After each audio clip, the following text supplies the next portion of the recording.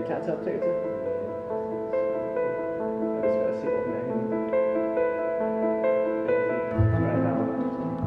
Der mangler nogle ting at stå på. Eller hvad?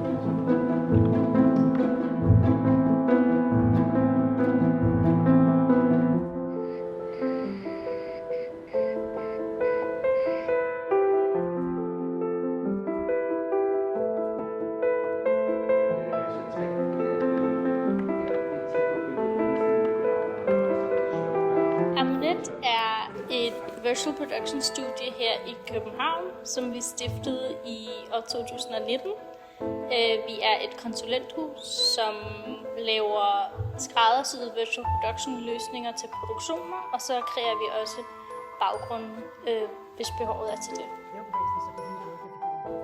Inden vi fik fundingen fra DFI og fra Skuespillerforbundet, der havde vi arbejdet lidt, hvad kan man sige, på projektet. Vi har arbejdet på det over de sidste 2-3 år eller sådan noget. Altså, Vi har altid snakket om det her koncept, men har ikke rigtig dykket i det. Vi har kigget lidt på nogle forskellige aspekter af noget, der kunne blive til det her, men vi har ikke arbejdet mod noget, der blev mere færdigt og konkret. Vi har sat møder op, men vi har ikke kommet videre derfra. Så lige pludselig, da vi valgte at sige, nu har vi lyst til at gå hårdt ind i projektet, åbnede det sig en masse døre, også med funding og så videre, men vi kunne allerede se, at en masse af den research, vi havde lavet tidligt årene før, kom til gode nu, fordi at vi vidste, hvilke problemer vi havde løbet ind i før. Vi vidste, hvilke ting, der ville formentlig blive problematiske at bygge. Det var ikke bare et nyt projekt, et nyt koncept, hvor det var, at vi skulle til at lave en masse research på forhånd. Vi havde allerede en masse år, hvor vi havde kigget på, hvad kan man sige, hvordan systemet formentlig ville komme til at skulle se ud, hvad det skulle kunne, men også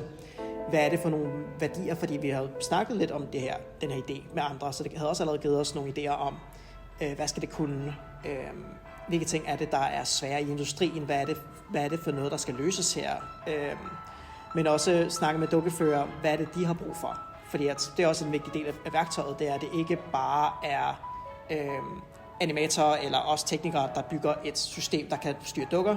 Det skal være et system, hvor det er dukkeførerne, de føler, de kan arbejde med nogle af de egenskaber, som de allerede har opbygget. Fordi at vi har så mange dygtige dukkespillere og skuespillere, og det vil være synd at lave et system, hvor det er, at de ikke kan bringe særlig meget af den erfaring og alt det talent, de har, bringe det med ind i den nye arbejdsmetode. Så for os var det vigtigt at have dukkeførerne med tidligt, og allerede der arbejde med dem, både dukkefører og instruktører, for at kunne bygge det her system, som der ikke bare er for os teknikere, men som der at der har et fundament bygget i dem, som faktisk kommer til at skulle styre dukkerne.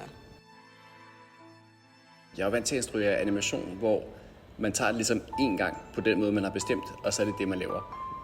Hvor her, der kunne vi tage det på den måde, jeg havde tænkt mig, det skulle være, men så kunne vi også prøve noget andet, og måske var det andet faktisk bedre end det, jeg havde tænkt mig. Det var ret sjovt at få lov at prøve at improvisere. Jeg ved godt, det måske er sådan live-action-instruktører plejer at arbejde, men ikke animation. Det plejer ikke at være sådan. Problemet, vi prøver at løse med det her projekt, det er, at vi rigtig gerne vil kigge på, fordi at der er masser af løsninger, motion capture osv. til at fange den menneskelige form.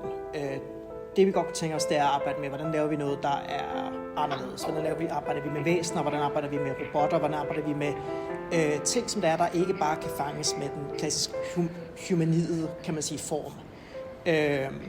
Fordi at, som sædvanligt, hvis der er noget, der skal animeres, hvor man skal have et væsen eller noget, som ikke ser standard ud, så har du en animator, der sidder med mus og keyboard eller lignende og arbejder på at lave få det her væsen til at få noget liv.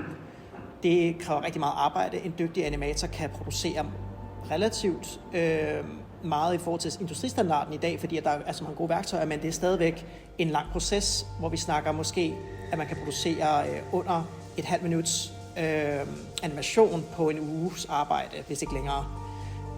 Det, der er specielt ved motion capture, og nu også vores dukkeføringssystem, det er, at det er en mere en-til-en produktionsmetode, der minder mere om skuespil. Hvis du filmer 1 minut, så får du 1 minut. Hvis du har en halv time skuespil, så har du også en halv times animation. Den animation skal selvfølgelig bearbejdes, forfines, cleanes op, men det giver noget at arbejde ud fra. Du starter ikke fra 0 og har de her lange, klassiske arbejdstider, som vi normalt ser inden for animationsindustrien. vores vision med det her projekt, det er, at vi virkelig gerne vil bygge et system, som der, vi kan give hænderne på dem, som der er de kreative folk. Den måde, vi kan lige arbejde med tingene på, er meget mere i den, kan man sige, tekniske, udviklende, tidligt skabende proces. Men der er så mange folk derude, som der er virkelig dygtige til at skabe nogle fantastiske historier, og det er lidt visionen med det her projekt. Vi vil rigtig gerne lave et system, et produkt, som det er, at vi kan putte i hænderne på de dygtige skabere, og så at de kan lege med det, at de føler, at vi giver dem nogle muligheder, som de ikke har haft før. Så den overordnede vision, det er helt bestemt at bygge noget, som det er, at vi føler, at vi kan give over til nogle andre, og så se dem skabe med. Fordi vores store ting er, at vi vil gerne se mere genrefilm, vi vil gerne se mere interessant, hvordan teknologi kan blive brugt til at skabe flere interessante, hvad kan man sige, medier, om så det er børnetv, teater, webserier, altså hvordan kan man bruge de her koncepter, bruge teknologien til at lave noget, som vi ikke ser så meget eller ikke har set før, og specielt på de små budgetter, om det så er i Danmark eller andre steder i verden, hvor det er, at budgetterne bare ikke er lige så høje. Det er den slags, vi gerne vil se, for det er der vi kan se rigtig meget mange spændende historier blive fortalt. I think the puppeteering system is important because it's kind of a new. It adds a new dimension. It's a new form of creativity, a little bit in the realm of captured performance and this sort of live animation. Because puppeteers are very creative people. We work very collaboratively a lot of the time. We have a lot to say about the way that things move and a lot of sort of creativity to bring to a project in that sense. And I think there hasn't really been much space actually for live puppeteers, especially live puppetry that isn't sort of Muppet based or single humanoid character based. So I think it's important because it just adds one more tool to the constellation that exists within virtual production and animation. You can now have at a very reasonably accessible level a way for a puppeteering team to come in and animate characters, and I think that creates new possibilities for working collaboratively. There's room for improvisation, there's room for changing things the way that you would on a normal film set, as opposed to, I guess, if you were animating a creature traditionally, you have to plan everything out and make sure that you're following the plan, because it's a little too complicated to change it. So there's a lot of mobility and creative spark that can come into the process this way. Man kan bruge systemet i dag til at lave lige hvad man har lyst til. Hvis man har en filmidé, hvis man har en idé til en tv-serie, hvis man bare laver noget til sin YouTube-kanal, hvor man har brug for en karakter eller sit spil, så kan spillet blive brugt til det. Det var meget vigtigt for os at lave en metode, som også var formatfri, fordi det er også en del af vores virksomhed. Vi arbejder ikke rigtig i specifikke formater eller brancher. Vi vil gerne lave noget generaliseret til alle, så alle kan bruge systemet i dag. Og ja, her til slut vil vi også rigtig gerne sige et stort tak til DFI og til Skuespillerforbundet, som hvis uden deres støtte, så ville det her projekt ikke have været muligt.